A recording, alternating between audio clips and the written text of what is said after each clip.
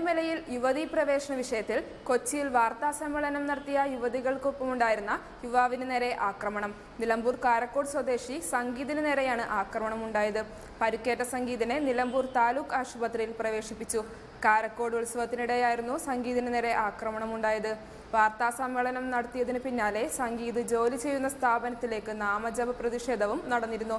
കണ്ണൂർ സ്വദേശി രേഷ്മ നിഷാന്ത് അടക്കമുള്ള 3 യുവതികളാണ് കൊച്ചിയിൽ വാർത്താസമ്മേളനം നടത്തിയിരുന്നത്.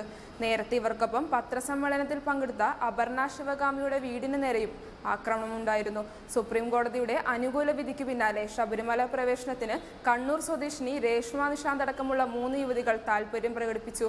എന്നാൽ പ്രതിഷേധങ്ങൾ കണക്കിലെടുത്ത് യുവതികൾ തീരുമാനത്തിൽ നിന്നും പിന്മാറി. ഇക്കാര്യം അറിയിക്കാൻ കൊച്ചിയിൽ വാർത്താ സമ്മേളനം വിളിച്ചപ്പോൾ യുവതികൾക്കൊപ്പം സന്ദീപും എത്തിയിരുന്നു. ഇതിന് പിന്നാലെ സന്ദീപ് ജോലി ചെയ്യുന്ന സ്ഥാപനത്തിലേക്ക് സംഘപരിവാർ സംഘടനകൾ മാർച്ച് നടത്തുകയും ചെയ്തു. ശബരിമലയിൽ ദർശനം നടത്തുന്നതുവരെ മാല ഊരില്ലെന്നും ഇവർ വാർത്താ സമ്മേളനത്തിൽ പറഞ്ഞു. കൂടുതൽ വാർത്തകളുമായി ഉടൻ തിരിച്ചെത്താം.